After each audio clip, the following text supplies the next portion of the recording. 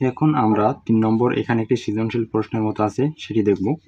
এখানে বলা হয়েছে শ্যামল চাকমা একটি ব্যাংক থেকে 4,500 টাকা ঋণ নিলেন। বার্ষিক 8% মুনাফা মুনাফা হবে আসলের উপর ধার্য করা হলো 8% মুনাফা। এখন আসল যে টাকা তার উপরে কত 8% ধার্য করে দেওয়া হলো মুনাফা ধার্য করা হলো আসলের উপর 8%। এখন দেখো এখানে 1 নম্বর বলছে যে 10 বছর পর মোট কত টাকা পরিশোধ করতে হবে। তাহলে 10 বছর পর তাকে তো এই আসলও পরিশোধ করতে হবে এবং 10 বছর যে মুনাফা হবে সেটাও পরিশোধ করতে হবে। তাহলে আমাদের কি করতে হবে, দেখো 1 নাম্বার, তাহলে তো আমাদের একটু নিচে লিখি 3 1। এখন এখানে তো আমাদের আসল বের করতে হবে 10 বছর, তার সাথে আসল তো দেওয়া আছে যে মুনাফা বের করতে হবে 10 বছরের, তার সাথে আমরা মুনাফা যোগ করলেই তো মোট টাকাটা পাবো যে 10 বছর পর কত টাকা পরিশোধ করতে হবে। এখন যদি করি তাহলে কত বলছে 8% মুনাফায়,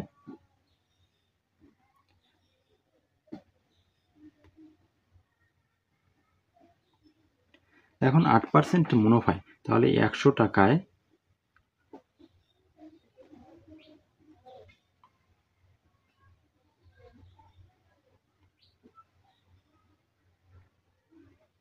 তাহলে আমরা পাই কি 100 টাকায় মুনাফা হবে কত 8 টাকা, এখানে 1 বছর লিখে দিতে হবে। 100 টাকায় 1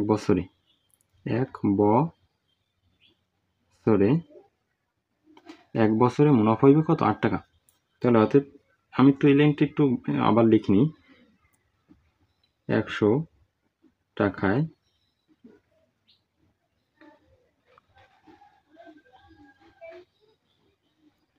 1 বছরে মুনাফা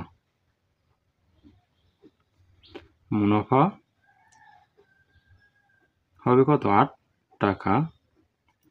অতএব 1 টাকায় 1 বছরে মুনাফা হবে কত 8/100 টাকা। অতএব তাহলে কত টাকার কথা বলা হয়েছে, কত টাকা নিয়েছিল যে 4,500 টাকা।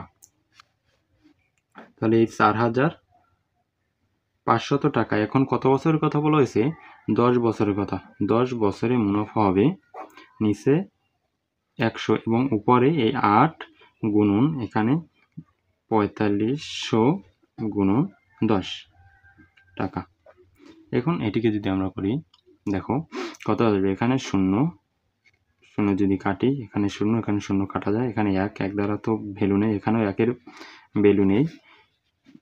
তাহলে এখানে আমাদের থাকে কত 450 গুণন 8। এখন এখানে যদি গুণ করি 8 শূন্যের 0, 5 আড়া 40-এর 0, হাতে থাকবে 4 এবং 4 আড়া 32 আর 4 হবে কত 36, 3,600 টাকা। তাহলে আমরা 10 বছরে মুনাফা পেয়েছি 3,600 টাকা। এখন 10 বছর পর মোট পরিশোধ করতে হবে। দেখেন অতএব 10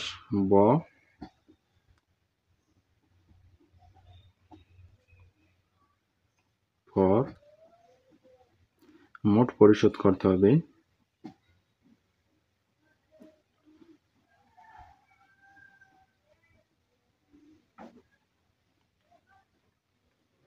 কত, এখানে এই যে টাকাটা আমাদের আসল ছিল কত 4,500, এর সাথে তো এই যে মুনাফা তো 3,600 টাকাও তো পরিশোধ করতে হবে।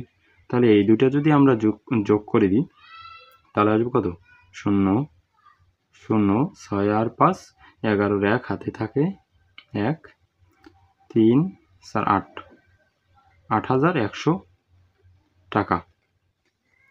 এখানে কত 4 3 7 5 8,100 টাকা। তাহলে তাকে 10 বছর পর কত টাকা পরিশোধ করতে হবে 8,100 টাকা। এখন আমরা যদি 2 নম্বর অঙ্কটি দেখি, 2 নম্বর বলছে কত বছর পর মোট মুনাফার পরিমাণ 2,520 টাকা হবে। কত বছর পর মোট মুনাফার পরিমাণ 2,500 টাকা হবে।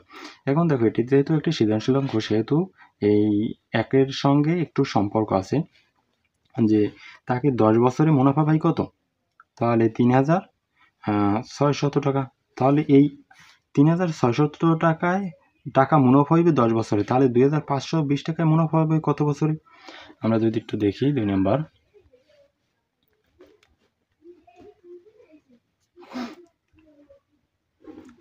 আমরা লিখতে পারি যে 1 থেকে পাই, 1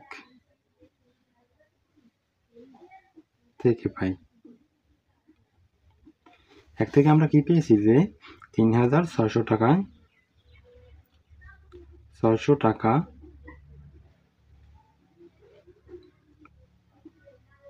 মুনাফা হবে 10 বছরে।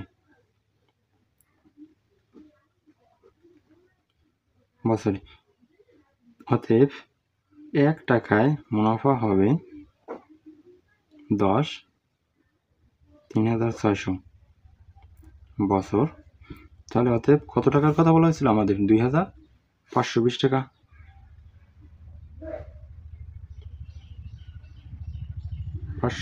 টাকায় মুনাফা হবে কত বছরে? 3600 উপরে 10 গুণন 2520 বছর।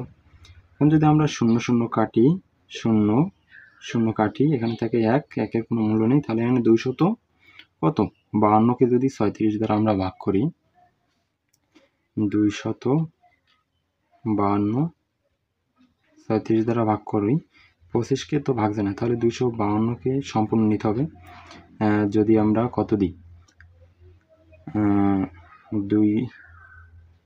36 কয়বার যেতে পারে যদি আনুমানিক আমরা 8 দ্বারা গুণ দিই, 8 6 48 7 56 64 8 72।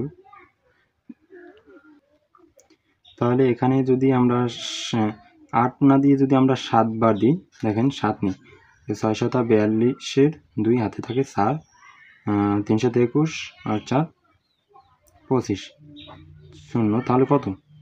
7। তাহলে 7 বছরে আমাদের মুনাফা আসবে 2520 টাকা। কত বছরে? 7 বছরে। তাহলে এখন আমাদের যে কত বছরের মুনাফা হবে 2000, তাহলে 7 বছরে। এখানে উত্তর লিখে দেবেন যে 7 বছরে মোট মুনাফার পরিমাণ 2520 টাকা। আমাদের 97 পৃষ্ঠা পর্যন্ত সমাধান হয়ে গেছে। এর পরবর্তী ভিডিওতে আমরা এর পাশের সমাধান করব। দেখতে চ্যানেলটিকে সাবস্ক্রাইব করুন এবং বেল আইকনটি অন করে রাখুন যাতে দ্রুত আপনি ভিডিওটি পেতে পারেন। ধন্যবাদ।